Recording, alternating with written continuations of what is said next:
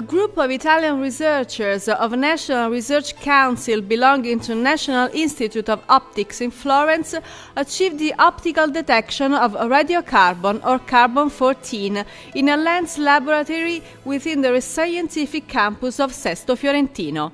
The feasibility study of these measurements dates back to more than 30 years ago, but only 3 years ago it turned into reality, thanks to innovative technologies and instruments which were not available until now. Tremendous progress in optics and photonics now allows to cover parts of the electromagnetic spectrum that previously was completely impossible to cover with highly coherent sources like lasers, and in particular the infrared part of the spectral range now benefits of miniaturized semiconductor lasers that can interrogate molecules in the spectral region they prefer, the so-called fingerprint region, where very small and important molecules can be identified. And also trace gas sensing can be done. It means extremely low amounts of these molecules can be detected.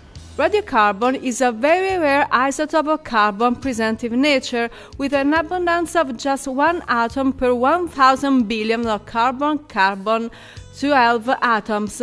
Because carbon is the basic element of life, the detection of its radioactive isotope is important in several fields, among which we can mention the dating of archaeological finds of organic origin, pharmaceutical testing, monitoring of atmospheric emission and nuclear facilities.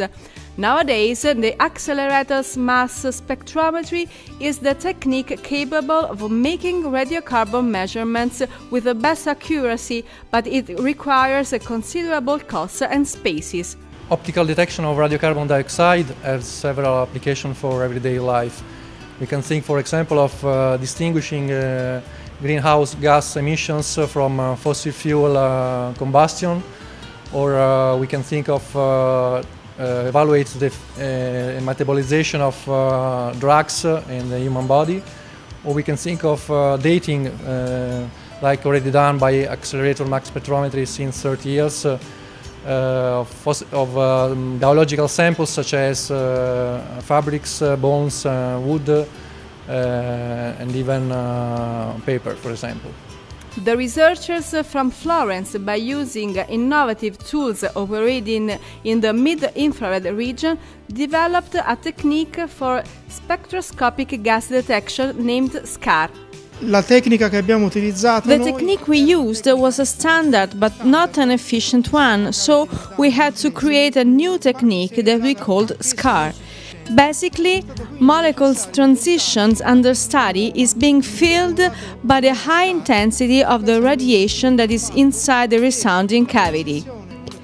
Researchers usually avoided this because it's very difficult to analyze, but we also have to find a way to analyze the corresponding signal in order to determine the amount of radiant carbon present inside the cell. To obtain this important result, in addition to several years of studies and examination, scientists exploited at best the performance of optics, detectors and laser sources in the mid-infrared spectral region, where until few years ago the available technologies were few and with limited performances. La possibilità di rivelarlo per via spettroscopica. The possibility to reveal by spectroscopic detection was found when we started to use particular mirrors that allows to trap the light inside the resounding cavity. This is the cavity we built.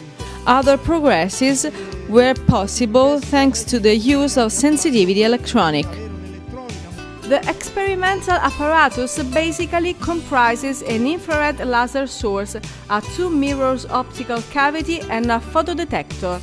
The carbon dioxide sample is placed inside the cavity, which is filled with the laser radiation. The laser is then switched off quickly, and the decay of the radium out of the cavity allows to measure the concentration of carbon-14 with the sample, with an accuracy of 43 parts per quadrillion. The SCAR technique developed by National Research Council researchers can also be applied on a different gas from radiocarbon dioxide, wherever is needed a sensitivity that allows you to find a yellow grail sand on a white beach. Okay, this technique is the result of experience throughout about 15 years of developments in the field of spectroscopy, lasers, and it's also more general than just detecting radiocarbon dioxide. It can be used also for trace gas sensing for many other simple gases of interest for many applications, of course for the environment again, but also for security, for biomedical applications and several other fields.